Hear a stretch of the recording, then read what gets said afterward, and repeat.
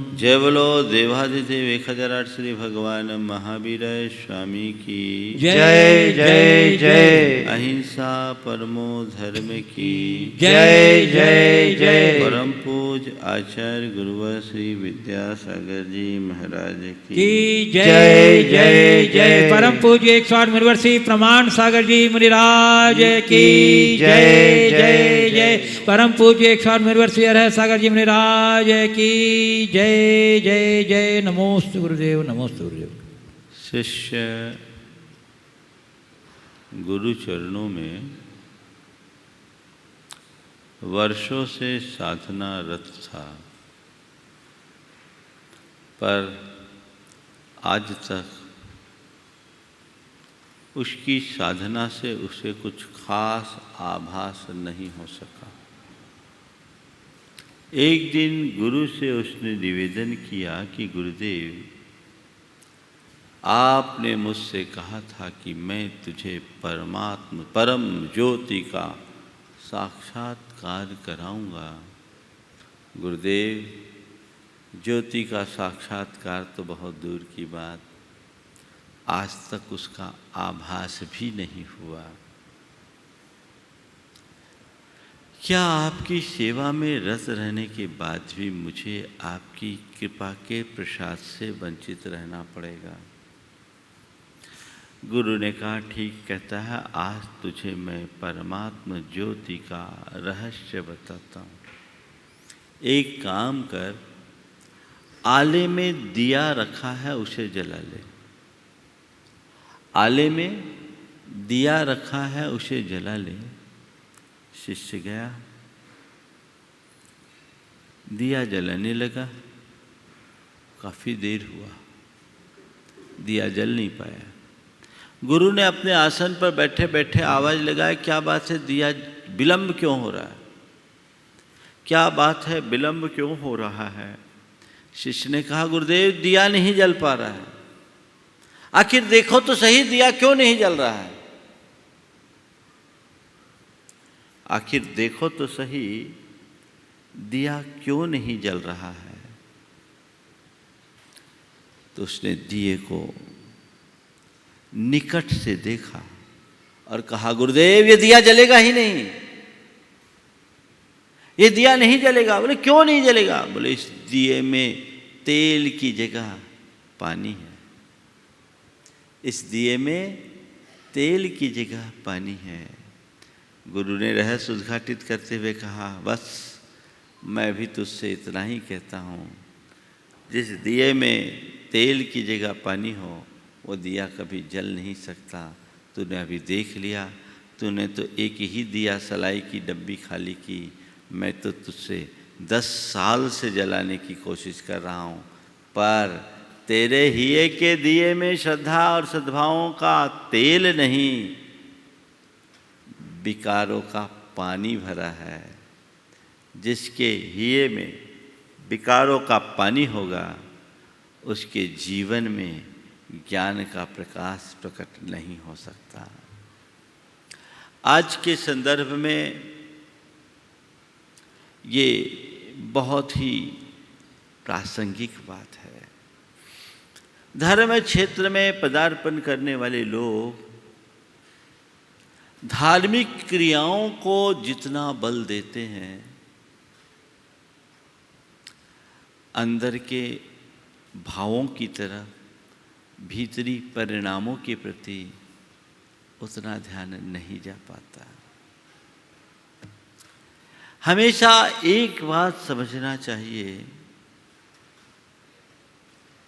कि मेरा प्रयोजन क्या है। मैं धर्म कर रहा हूं, पर किस लिए कर रहा हूं? धर्म करना बहुत अच्छी बात, लेकिन उसके प्रयोजन को सामने रखे बिना करने का क्या मतलब है? मैं धर्म कर रहा हूं, किस लिए कर रहा हूं? अपने जीवन के सुधार के लिए, अपनी भावों की शुद्धि के लिए, अपनी चेतना की विशुद्धि के लिए, अपने चित्त की निर्मलता के लिए, अपनी आत्मा की उज्ज्वलता के लिए। यही है ना हमारा लक्ष्य। तो जिसके लिए मैं धर्म कर रहा हूं उस पर मेरा ध्यान कितना। बाहरी क्रियाओं में तो बहुत मगन, जिसके लिए वो क्रिया थी उस पर तुम्हारा कितना ध्यान। आज गुरुदेव वही संबोधन आपको, हमें सबको दे रहे हैं। सांप ने छोड़ी कांचली, वस्त्र छोड़ी विष तो छोड़ो। तुमने दीक्षा ले ली, साधु बन गए, तो केवल कपड़े उतार देने से क्या होगा। बहुत गहरा संबोधन है, सबको लपेटा है उन्होंने। तुम साधु बन गए, कपड़े उतार दिए, तो क्या हुआ। अगर तुम्हारे भीतर का मोह नष्ट नहीं हुआ, भीतरी विकार नष्ट नहीं हुआ, तो ये बाहरी भेष बदलने से क्या मिलेगा। सांप ने कांचली तो छोड़ दी, लेकिन जहर अंदर पाल रहा है, तो सांप किस काम का। कहते हैं सांप के ऊपर जब कांचली चढ़ जाती है तो वो अंधा हो जाता है, उसे कुछ दिखता नहीं। कुछ माहों के अंतराल से वो बराबर कांचली छोड़ता है, और जब कांचली छोड़ता है तो वहां से बड़ी तेजी से भागता है।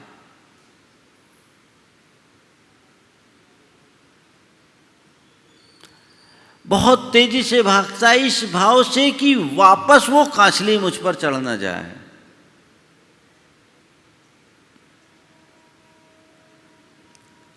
ये उसकी प्रवृत्ति होती है। गुरुदेव कह रहे हैं कांचली तो छोड़ दें, विष तो छोड़ो। सांप के लिए कांचली छोड़ना बड़ा सहज है, लेकिन विष छोड़ना बहुत कठिन। यदि तुमने अपने भावों की विशुद्धि नहीं अपनाई, अपने परिणामों की शुद्धि की तरफ ध्यान नहीं दिया, अपनी चित्त की निर्मलता की तरफ दृष्टि नहीं दौड़ाई, और अपनी आत्मा की उज्ज्वलता का ख्याल नहीं रखा, तो समझना तुमने अभी ऊपर की कांचली छोड़ी है और अभी विष नहीं छोड़ा। और दो बातें कही है इसमें, जिसे छोड़ दो तो पूरे से छोड़ो, पकड़ो मत। कई लोग छोड़ने के बाद भी पकड़े रहते हैं, तो कोई मतलब नहीं। नीतिकारों ने लिखा है, जहाति श्रद्धावान पापम सर्पमेव जीर्ण त्वचम। जहाति श्रद्धावान पापम सर्पमेव जीर्ण त्वचम। सांप जैसे अपने कांचली को छोड़ता है, तो छोड़े हुए के प्रति कभी मुड़कर नहीं देखता। जो छूट गया वो छूट गया, उधर मुड़ के नहीं देखता कहीं वो मुझ पर आ न जाए। ऐसे ही सच्चा श्रद्धालु धर्मात्मा पाप को छोड़ने के बाद उधर कभी मुड़ के नहीं देखता। ऊपर से तो छोड़ दो और भीतर से पकड़े रहो, तो फिर क्या लाभ? ऊपर से छोड़ा और भीतर से पकड़े रहे, इससे कोई लाभ होने वाला नहीं है। लाभ तो तब है जब भीतर से भी छूटे। अंतः शुद्धि हमारे जीवन का लक्ष्य होना चाहिए, चाहे साधु हो या गृहस्थ। मूल लक्ष्य अंतरंग की शुद्धि का होना चाहिए। जिसने अपने अंतस्करण को शुद्ध बना लिया, निर्मल बना लिया, वो तर गया। और सब कुछ करने के बाद भी यदि अंतरंग की शुद्धि नहीं कर पाया तो समझना अभी उसका संसार बड़ा लंबा है। गुरुदेव कह रहे हैं, सर्प ने छोड़ी कांचली, वस्त्र छोड़े विष तो छोड़ो। क्या अभिप्राय है, इसे समझने की कोशिश करो। तुमने ऊपर से धर्म को अपना लिया, ऊपर से कुछ प्रवृत्तियां बदल दी, भीतर से तो बदलो, भीतर से बदलो। जब तक हम अपनी चिद वृत्ति को परिवर्तित नहीं कर लेते, तब तक जीवन का सच्चा रस नहीं ले सकते। तो वही लक्ष्य होना चाहिए प्रत्येक व्यक्ति का। धार्मिक होना अच्छी बात है, लेकिन धार्मिक होना मात्र पर्याप्त नहीं है। आज धार्मिकों की बड़ी संख्या है, लेकिन देखते हैं वो जितने धार्मिक हैं उतने ही पापी भी हैं।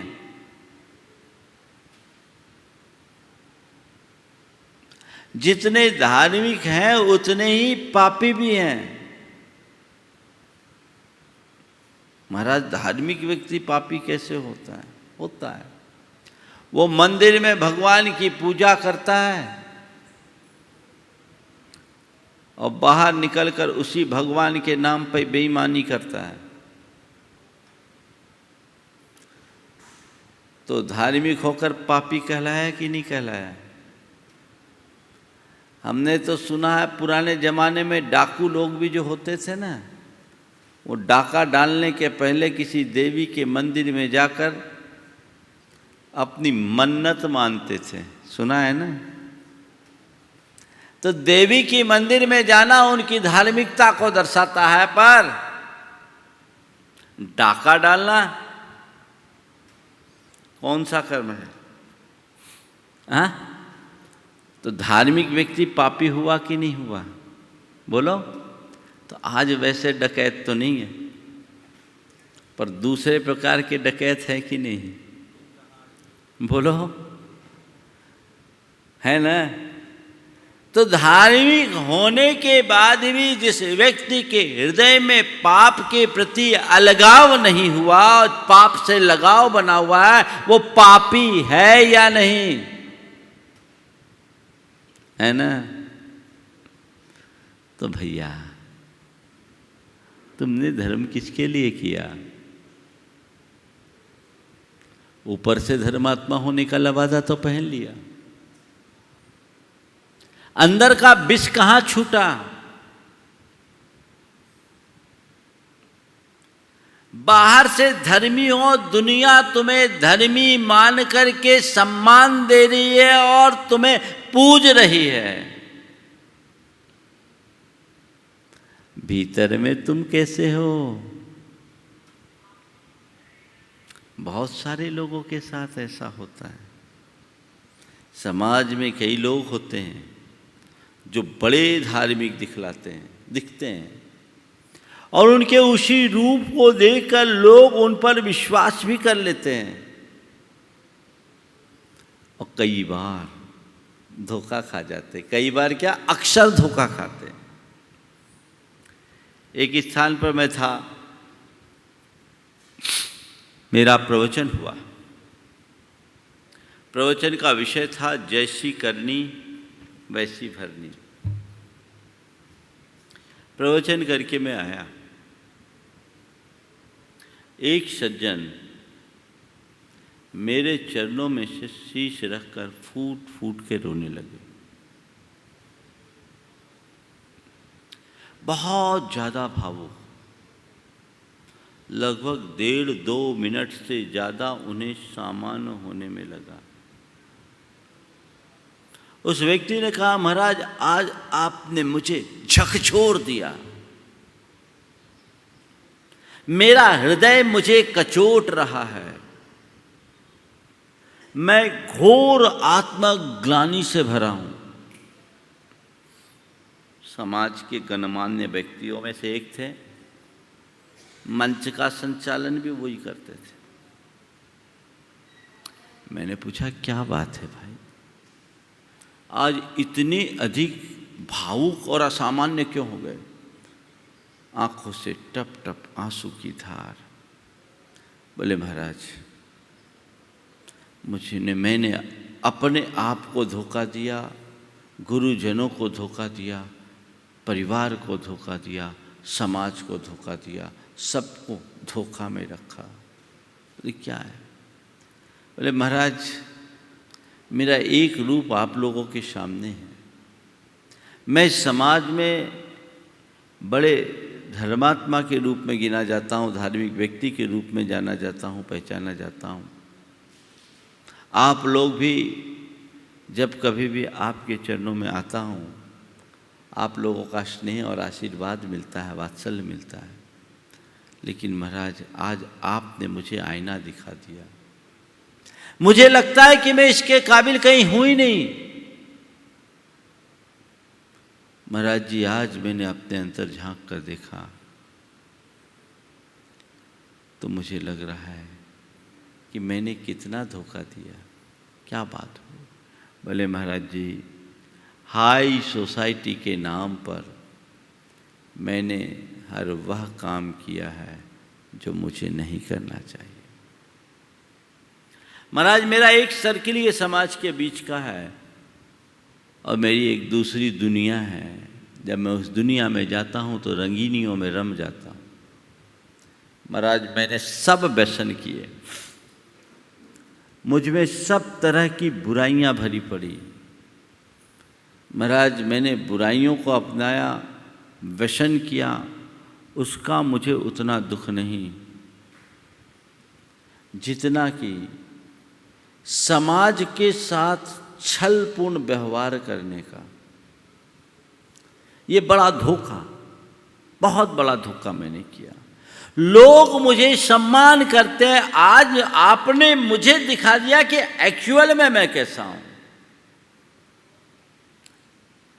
महाराज मेरा मार्गदर्शन करें।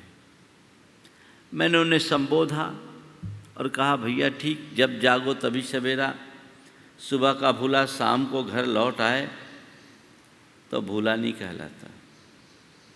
सुबह का भूला शाम को घर लौट आए तो भूला नहीं कहलाता। अब आगे के लिए संकल्प ले लो। उन्होंने संकल्प लिया और संकल्प लेकर के सारे नियम साथ लिए, अपने जीवन में बदलाव कर लिया। ये एक घटना मैं आपसे कह रहा था। उस व्यक्ति की चेतना जगी, उन्होंने अपना प्रतिक्रमण कर लिया, अपनी आलोचना के बल पर जीवन को बदल डाला। फिर वो मुड़ के नहीं देखे, आगे ही बढ़ गए। पर मैं आपसे कहता हूँ, अपने भीतर झांक कर देखो। मेरे जीवन में कोई दोहरापन तो नहीं है। मैं किसी दोहरे चरित्र को पालने वालों में से शुमार नहीं हूं। मैं भीतर से कितना शुद्ध और पवित्र हूं, ये मुझे देखना है। यदि मेरे भीतर की शुद्धता है तब तो मेरा धर्म ध्यान सार्थक है। अन्यथा सब व्यर्थ है। बदलाव घटित कीजिए। हम धार्मिक हुए हैं, अच्छी बात, धर्मात्मा बनने की कोशिश कीजिए। धार्मिक होने में और धर्मात्मा होने में मौलिक अंतर है। धार्मिक वो है जो धर्म की क्रिया करे, और धर्मात्मा वह है जो धर्म को आत्मा में बसा ले। तुम धर्म की क्रिया करोगे तो तुम्हारी क्रिया में और आचरण में एक रूपता हो, ये कोई जरूरी नहीं है। तुम्हारी क्रिया घंटे 2 घंटे की क्रिया बन के रह जाएगी जब तक भगवान के पास होगे, गुरु के पास होगे, मंदिर मूर्ति पूजा स्थल या धर्म स्थल पर रहोगे, तुम्हारा रूप कुछ और होगा। लेकिन जब अपने असली जगत में आओगे, असलियत उजागर हो जाएगी। पर यदि धर्मात्मा बने तो तुम्हारे जीवन का धर्म तुम्हारे पूजा स्थल तक सीमित नहीं रहेगा, तुम्हारी क्रियाओं तक सीमित नहीं रहेगा, तुम्हारे प्रत्येक विचार और व्यवहार में प्रतिबिंबित होगा। वो दिखना चाहिए। ऊपर से तो सब ठीक है, भीतर से क्या है ये तो देखो। भीतर का परिवर्तन ही सबसे मूल है। वो भीतरी परिवर्तन घटित हो, अंदर में परिवर्तन हो। सांप ने छोड़ी कांच ली, वस्त्र छोड़े, वस्त्र छोड़ी विष तो छोड़ो।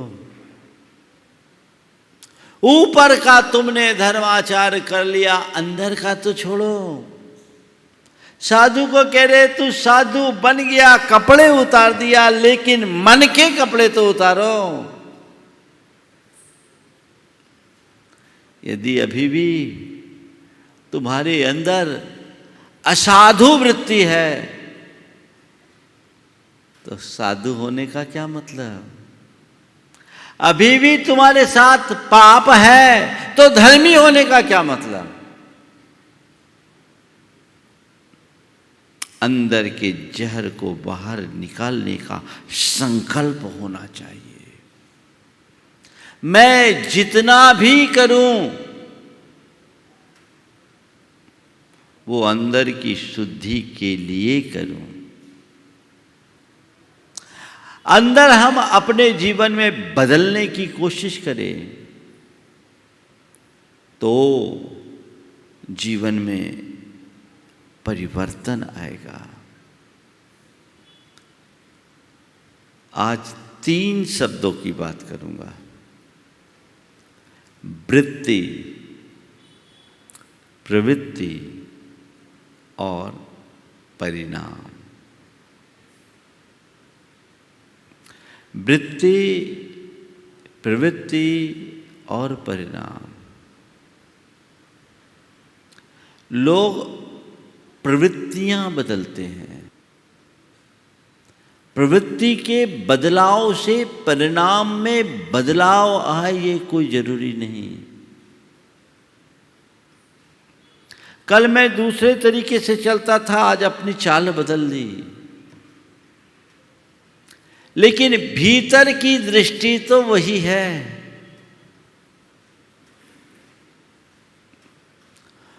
वृत्ति, प्रवृत्ति, परिणाम, अंत आखिरी रूपांतरण किससे होगा? प्रवृत्ति बदलने से कुछ परिणाम बाहर दिख सकते हैं, लेकिन रूपांतरण तो वृत्ति के परिवर्तन से होता है। वृत्ति यानी हमारे अंतरंग के भाव, प्रवृत्ति यानी हमारी एक्टिविटीज, हमारी प्रवृत्तियां हमें दिखती है। लोक में व्यवहार प्रवृत्ति के आधार पर ही चलता है। हम किसी भी व्यक्ति से प्रभावित होते हैं तो उसकी प्रवृत्ति को देखकर प्रभावित होते हैं। आप मेरे पास भी आते हो तो मेरी प्रवृत्तियों को देख करके आते हो। मेरे मन में क्या है ये तो किसी को पता नहीं है। क्या पता करने की कोशिश भी मत करना। सामने वाले के मन में क्या है ये पता करने की कोशिश कभी मत करो। हमेशा ये जानने की कोशिश करो कि मेरे मन में क्या चल रहा है। अपनी वृत्ति को देखो, औरों की प्रवृत्ति को देखो।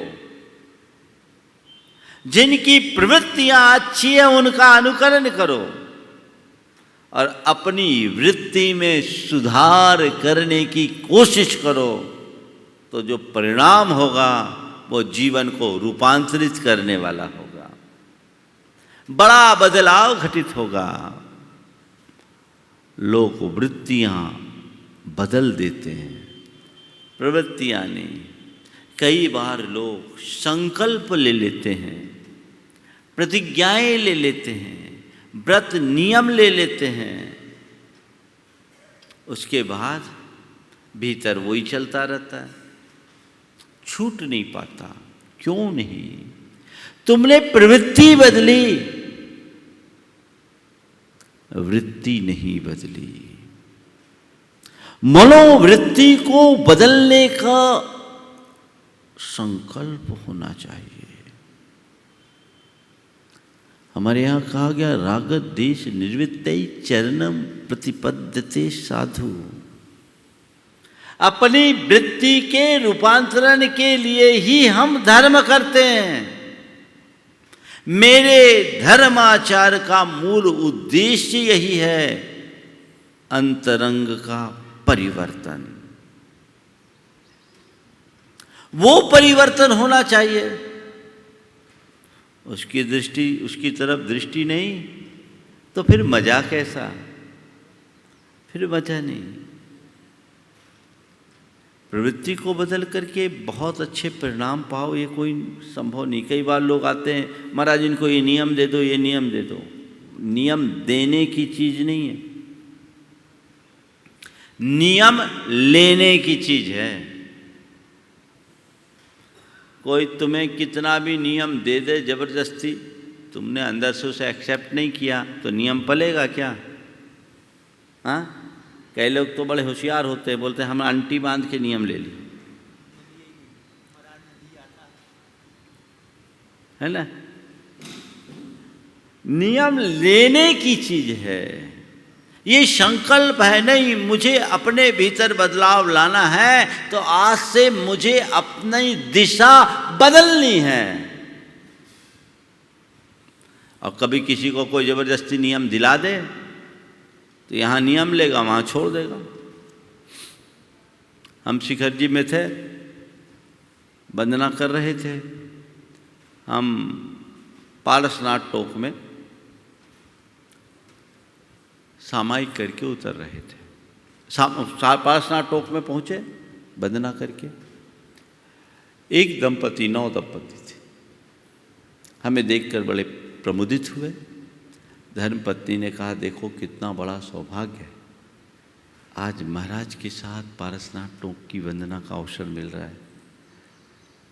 और उन्हें प्रेरणा दी कि आज आप एक काम करो, गुटखा मसाला छोड़ दो। महाराज जी इनको आप कहिए गुटखा मसाला छोड़ दे। मैंने कुछ कहा नहीं, केवल उसकी तरफ देखा। उसने पत्नी का मान रखा। नई नई शादी में मान तो रखा ही जाता है। उसने पत्नी का मान रखा, कहा महाराज जी आज से गुटखा मसाला सबका त्याग। हमने कहा देख लो, पक्का नियम रखना, भगवान के चरणों में हो, डगमगाना नहीं। महाराज जी पक्का हूँ, आशीर्वाद दीजिए। ठीक है, मैं सामायिक में बैठ गया। वो लोग थोड़ी देर पूजा पाठ किए, नीचे उतर के कुछ नाश्ता पानी किए होंगे। जब मैं सामाई करके नीचे उतरने को हुआ और डाक बंगला की ओर मुड़ रहा था, तभी देखता क्या हूँ, एक डोली वाला खैनी ठोक रहा था। खैनी समझते ना, तम्बाकू होता है, वो सूखा तम्बाकू वो लोग चूने के साथ मल के खाते हैं। बिहार उत्तर प्रदेश में बहुत चलता है। यहाँ महाराज बोल रहे घिस्सा बोलते, पता नहीं क्या किस्सा है ना। तो वो ठोक रहा था खैनी, और खैनी ठोक रहा, उसकी नज़र उस पर पड़ी, उसके आगे हाथ फैला दिया। हाथ फैला दिया, उसी समय मेरी नज़र पड़ गई। हमने कहा बन गए भिखारी, विनोद में कहा बन गए भिखारी। बोले महाराज मसाला छोड़ा था, खैनी थोड़ी छोड़ा। क्या हुआ? जब तक वृत्ति नहीं बदलेगी, प्रवृत्ति आखिर बदलेगी कैसे? तो वृत्ति को बदलने के लिए लंबी साधना की जरूरत है, अभ्यास की जरूरत है, मन को मोड़ने की जरूरत है। लक्ष्य बना लीजिए कि मुझे अपने जीवन में निर्मलता लानी है, मुझे अपना व्यवहार पवित्र रखना है, मुझे अपना जीवन सुंदर बनाना है, मुझे इस नर जन्म को सार्थक करना है। ये संकल्प मन में जगाइए, और ऐसे संकल्प को जगाकर निरंतर उसको प्राप्त करने का अभ्यास कीजिए, तब वृत्ति बदलती है। मनोविज्ञान कहता है कि हमारी जो प्रवृत्ति है वह सब हमारे सबकॉन्शियस माइंड में बैठे हुए संस्कारों का प्रतिफल है। जो कॉन्शियस माइंड में दिख रहा है, हमारे चेतन मन में दिख रहा है, उसके संस्कार भीतर पड़े हैं। उन संस्कारों को जब तक हम बदलेंगे नहीं, तब तक हम अपनी प्रवृत्तियों में स्थायी परिवर्तन नहीं ला सकते।